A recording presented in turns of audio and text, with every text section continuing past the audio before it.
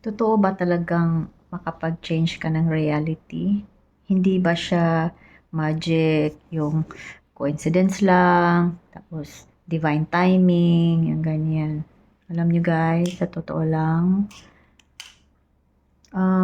mabilis naman siya. Meron naman akong nakitang tao um, na mabilis, no? Dahil nga sa acceptance, no? Kasi yung acceptance experience pa, kunwari, no, na-traumatize ka ba, let's say, na sexually, ganun ka, abuse ka, maliit ka, no, kaya mo bang tanggapin yung, kaya mo bang ma-forgive ang tao? O yung nakasakit sa'yo, kaya mo bang ma-forgive? Is it easy to forgive? Is it worth to love that person despite what that person gave you? Heartaches, trauma, right? These are the things you have to consider. The more faster you could release, kasi dapat release talaga siya. Magsulat ka sa kung anumang mga experience na nangyari sa buhay mo na hindi talaga kaaya-aya. Tapos, pag-aralan mo yung mga tao na dumating sa buhay mo. Maganda ba sila? Hindi. Release mo silang lahat. Good and bad.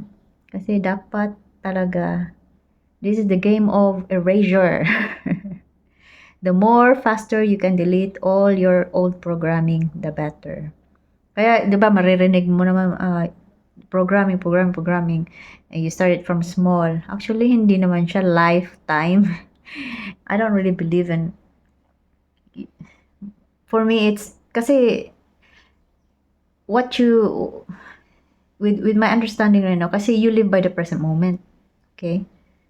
So, why would you trace back on the past when it's not even here in the moment? So, mag-reflect lang siya kasi you have something in the mind, clouded yung mind mo. So, di dapat i-reflect mo siya. Dapat mo siyang i-release talaga. So, pag-aralan mo yung utak mo kasi ang goal talaga sa utak mo is alam malinis. Dapat wala kang maalala, wala, pure as a crystal clear water. Okay? I'm just giving you what is my mind look like. Crystalline clear water, sparkly. Nothing to hold on, no story, belief, identities, labels, nothing. That's how I do it. That's why it's faster. Kasi napagdaanan ko na to dati, hindi ko lang alam. Pero nung dati, yung na-delete ko lang is story. Wala akong hindi ako nag-delete sa identity, label, and beliefs. So, wala akong idea nun. So, and now, especially awaken ka, because hindi naman siya, you're being called, yung ganun. Time, it's your destiny. Kasi destiny siya na mag-awaken, no? In this lifetime. So, that's how the creator is playing the game. So, we are the avatar of the creator. So, we play by destiny. And hindi natin alam ang destiny. Well, you can search your astrology, right? Na actually, tugma naman talaga yung astrology. If you really study astrology, tugma talaga. Sa akin ha, tugma siya. What am I doing? What? So, nakaplano siya, no? It's already laid out sa akin. That's why I'm teaching now kasi yun talaga yung destiny ko. To teach. Not really to teach you, but to just give you insights actually. Just a messenger telling you whatever I know based on my experience. Kasi lahat naman dito experience lang naman, no? So, kanya-kanyang experience. But the bottom line is same pa lang din. Different lang na variation like sa anong society ka na belong, yung gano'n lang naman. But there's no hierarchy. The feelings are all the same. Na masakit. The same lang. Yan, mga tao, binibigyan lang talaga ng meaning ba. Kaya, yung malaki ulo ba. No? Huwag niyong palakihan yung ulo mo kasi the more niya maglalaki ulo niyo, the more na hindi niyo malalaman ang truth and the game of life. Siguro ang alam niyo lang na manifestation, no?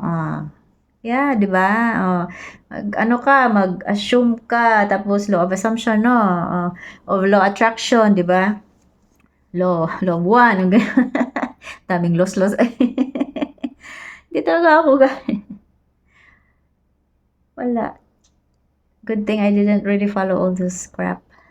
I mean, hindi naman siya crap. It's a foundation, right? But kasi I based on my spirit kasi sinabi na sa spirit ng ko na ng guide ba na learn from the basic, and because I already know it. Hindi ko lang alam. Hindi ko lang alam yung language. Pero alam ko na siya kasi naranasan ko dati. Half of my life, nagawa ko na siya. Yung erasure of memories, yung ganon story, nagawa ko na siya dati. So, yeah. Totoo, you can. Marami na guys, natuwa nga ako, marami na palang yung control na talaga nilang life, meaning exiting the matrix, they call it. Hindi naman ka ma-exit kasi nandito ka pa rin naman sa 3D, nandito ka pa rin naman sa matrix. You just know how to play the game, you know how to, if there are crashes, alam mo na paano babangon kasi alam mo ng tools, alam mo na how to do it. Yan ang gusto ni Papa Jesus, no? Na we have to do it, we have to know it. Kaya nga dumating siya dito para siya nga ang footsteps, siya nga yung sinabi, 'di ba? Live life to the fullest. Kasi gusto niya na maranasan natin kasi si Jesus or Yeshua is nasa sa ibang dimension, higher yun. Dahil nasa mababa. Pero ang gusto niya, baguhin yung ang realm na ito,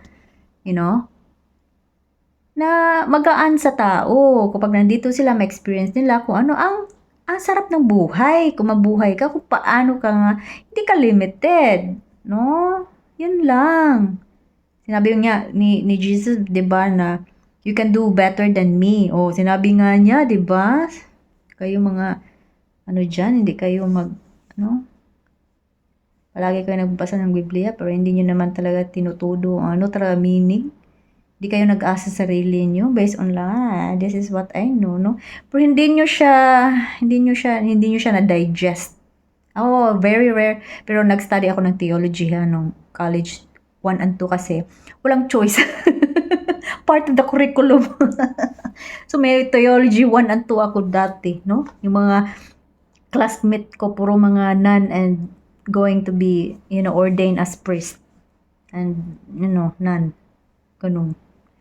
So alam ko, nothing new about the Bible. Yes, pero wag niyong sa isip niyo ba na the Bible is the only truth. Get out of that box. You've been trapped with that box. Kasi maraming information outside of that box. Expand your awareness. Expand your truth. Know your truth. Know who you are. Okay?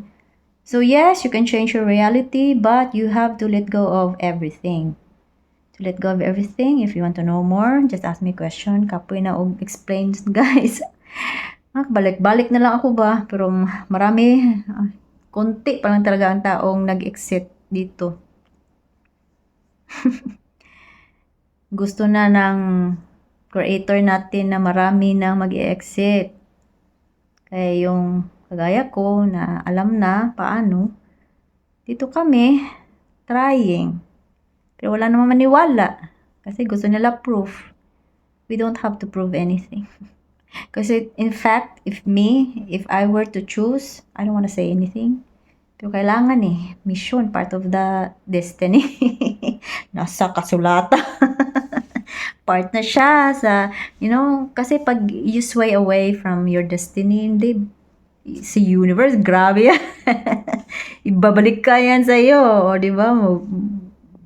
Your life will gonna be harder pag hindi ka mag-follow sa destiny. So, follow the destiny. So, that's it. That's my take. Bye.